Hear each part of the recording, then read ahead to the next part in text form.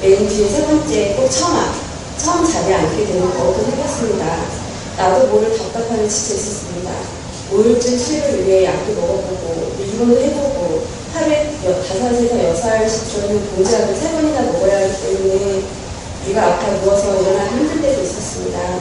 약을 먹기 위해 밥을 먹을 때마다 소화를 못 시키고 또 넘기고 잠잘 때는 수면 유조제를 먹어야 잠을 잘 수 있었던 날들을 인해 이 병의 끝이 있긴 있을까? 언제일까라는 생각이 지치고 나쁜 생각으로 가득 차 있었습니다.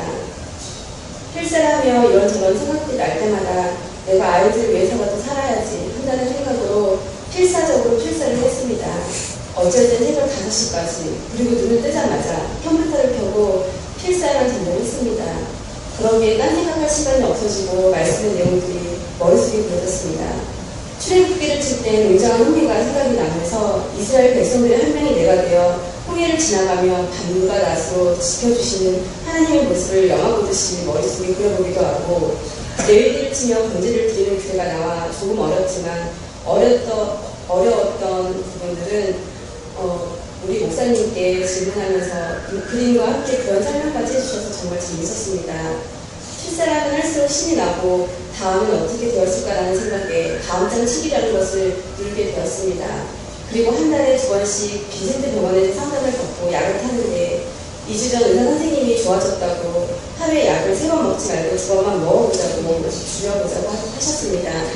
몇 년을 먹어도 약을 늘리면 늘렸지 줄이지 못하는데 이번 기회를 통해 하나님께 이 마음의 병까지 만져주시고 나를 사랑하신다는 확신을 얻게 되면서 가슴으로 마음으로 하나님의 사랑을 느끼게 되었습니다.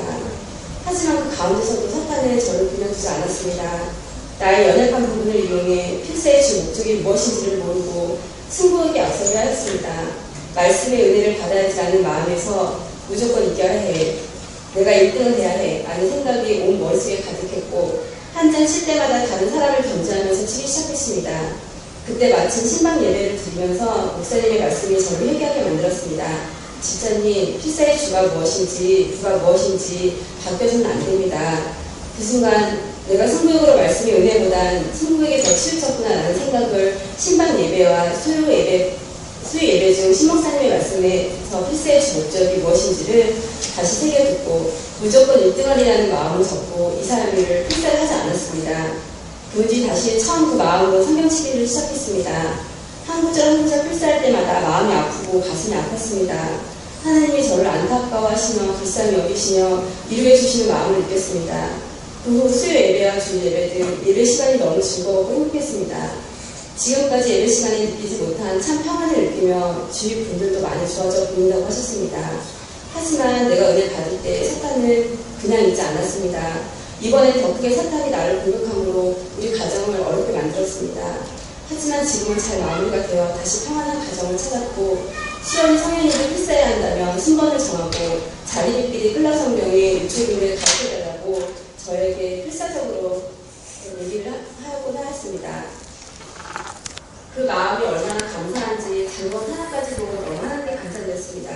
며칠 전 주일 예배 때 목사님의 설교 중에 은혜 받으면 환난이 찾아오고 그때 이길 수 있는 힘을 주시고 지쳐 있을 때 은혜를 부어주신다는 말씀이 생각납니다. 그 말씀이 나의 말씀으로 받고 필사를 하면서 그동안 은혜에 목말라 있던 것을 채워서 다시 예전에 하나님의 첫사랑을 필사를 통해 느껴가고 있습니다.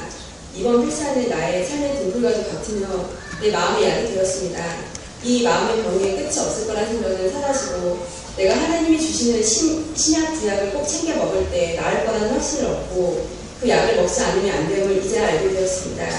이 마음을 유지하는 것이 더 어렵다는 것을 압니다. 이 마음이 지속될 수 있게 저를 위해 기도 부탁드립니다.